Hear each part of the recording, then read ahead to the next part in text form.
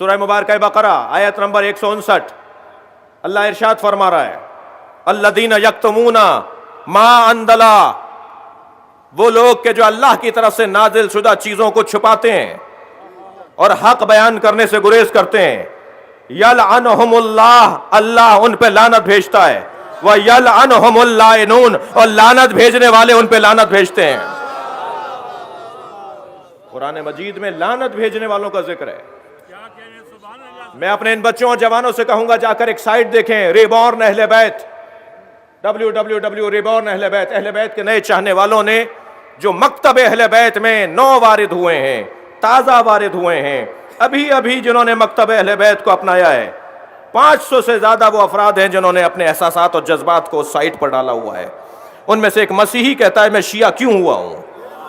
وہ کہتا ہے میں شیعہ ہوا ہی اس لیے ہوں کہ جب قرآن کی یہ آیت میں نے پڑھی جس میں لکھا ہوا تھا کہ اللہ لعنت کرتا ہے اور لعنت کرنے والے لعنت کرتے ہیں، تو میں بہت سے مکتب والوں کے پاس گیا کہ آپ کس پہ لعنت کرتے ہیں، تو سب نے مجھے کہا ہم کسی پہ لعنت نہیں کرتے، مگر میں ایک مکتب کے پاس گیا، انہوں نے کہا ہم ان پہ لعنت کرتے ہیں جو حق چھپاتے ہوں۔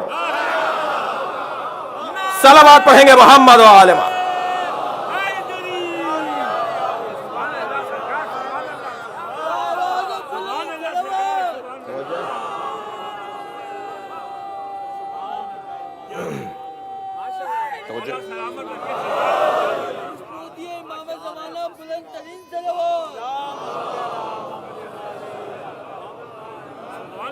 اللہ لعنت کرتا ہے اور لعنت بھیجنے والے لعنت کرتے ہیں۔ میں سمجھتا ہوں کہ بہت واضح اور روشن بات ہے،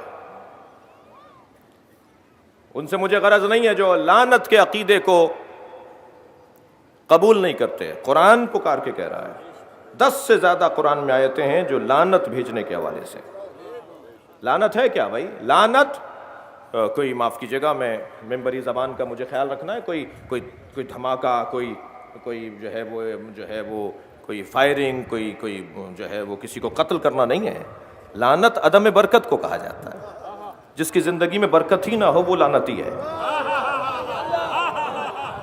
اب میں زیادہ تفصیل میں جانے کا وقت ہی نہیں رکھتا، اتنا طے ہے کہ جنہوں نے سر کاٹا تھا ان کی قبریں بتائیں کہاں ہیں، اور جس کا سر کٹا تھا اس کی قبر کہاں، کسے نہیں پتا۔ جی برکت دیکھیے، برکت کو صلوات کہتے ہیں جی، اور لعنت جو ہے وہ عدم برکت ہے۔ جس کے ہاں برکت نہیں ہے اسی کے ہاں لعنت ہے۔ آج ڈھونڈنے سے آپ کو قبر نہیں ملے گی کہ یزید کی قبر کہاں ہے، آج ڈھونڈنے سے آپ کو بڑے بڑے لوگوں کی قبریں نہیں ملیں گی، مگر جناب زینب کی قبر کا سب کو پتا، امام حسین کے مزار کا سب کو پتا۔ یہ ہے برکت، یہ ہے لعنت۔ اور زیادہ الجھنے کی ضرورت نہیں ہے، بہت موٹی موٹی باتیں میں عرض کروں گا اپنے بچوں اور جوانوں کے لیے۔ یہ ہمارے عقیدے کا حصہ ہے، ہم تبرہ نہیں چھوڑیں گے، تمہیں تبرہ سمجھنا پڑے گا۔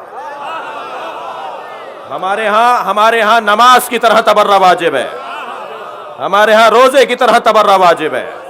ہم اپنے عقیدے کو سمجھانے کا، ہماری ذمہ داری ہے کہ ہم اپنا عقیدہ سمجھائیں، مگر آپ کا بھی فریضہ ہے کہ آپ تسلی سے سمجھیں۔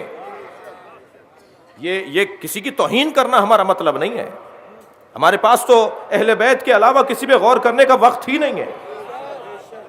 ہم کہاں غور کرنے کے لیے بیٹھے ہیں؟ ہمارے پاس وقت ہی نہیں ہے کہ کوئی دشمنان اہل بیت کی تاریخ کو ہم مرتب کریں۔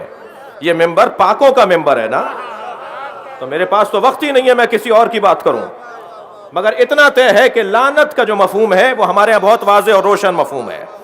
ہم لعنت کے ذریعے اپنی بیداری کا ثبوت دیتے ہیں، ہم لعنت کے ذریعے اپنی زندگی کی علامت بتاتے ہیں۔ وہ مردہ لوگ ہیں کہ جو غلط کو غلط نہیں بولتے اور صحیح کو صحیح